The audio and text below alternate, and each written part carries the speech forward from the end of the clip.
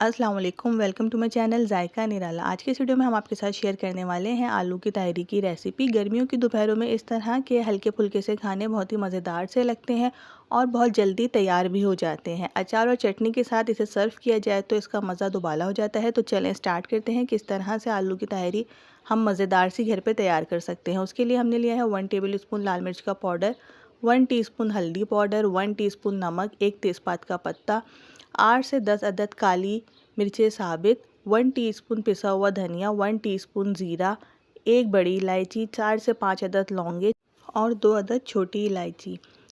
एक बड़े साइज़ की हमने प्याज ली, उसे हमने बारीक कट कर लिया है। उसके बाद हमने ऑयल गरम करके उसमें प्याज को शामिल कर दिया था। प्याज को अब हम गोल्डन ब्राउन कर लेंगे। प्याज हमारी अब ये हो चुकी है। अब हम इसमें अदरक लहसुन का पेस्ट शामिल कर देंगे 2 टेबल स्पून भर के। अदरक लहसुन के पेस्ट को हम 1 मिनट के लिए पकाएंगे ऑयल में, ताकि लहसुन का कच्चापन ख़त्म हो जाए।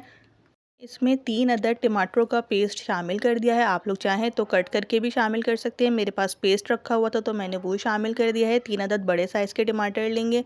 तमाम मसाला जो मैंने आप लोग को बताया था वो इसमें शामिल कर देंगे। साथ ही साथ इसमें आलू कट करके शामिल कर देंगे। 1.5 पाव मैंने आलू लिए हैं। आलू अपने टेस्ट के हिसाब से आप लोग कम और ज़्यादा कर सकते हैं। आधा किलो हमारे पास बासमती राइस हैं। 1.5 पाव हमने आलू लिए हैं। अच्छे से आलूओं के साथ मसाले की भुनाई हो जाएगी। उसके बाद इसमें पानी शामिल कर देंगे 1 गिलास, ताकि आलू गल जाएँ।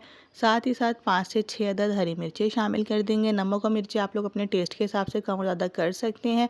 आलू हमारे गल गए थे तो उसके बाद हमने इसमें आधा किलो बासमती राइस को शामिल कर दिया है। चावलों को हमने धो के आधे घंटे के लिए भिगो दिया था। उसके बाद हमने इसमें चावल शामिल कर दिए। नमक हम इसमें अपने टेस्ट के हिसाब से शामिल करेंगे। 2 टेबल स्पून मैंने इसमें नमक शामिल करा है और साथ ही साथ इसमें हमने पानी डाल दिया है चावलों के हिसाब से, ताकि चावल अच्छे से दम आ जाए।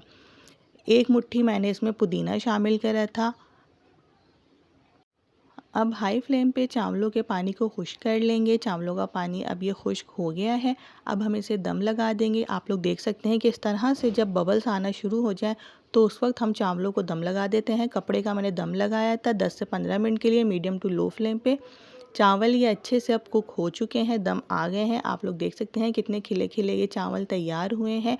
इसे अचार के साथ, चटनी के साथ, रायते के साथ और सलाद के साथ सर्व कीजिए। चैनल को सब्सक्राइब कर दीजिएगा। साइड में बेल का आइकॉन होगा, उसको ज़रूर प्रेस कर दीजिएगा। वीडियो पसंद आए तो लाइक एंड शेयर कीजिएगा और कमेंट बॉक्स में ज़रूर बताइएगा आप लोग को ये रेसिपी कैसी लगी। अल्लाह हाफ़िज़।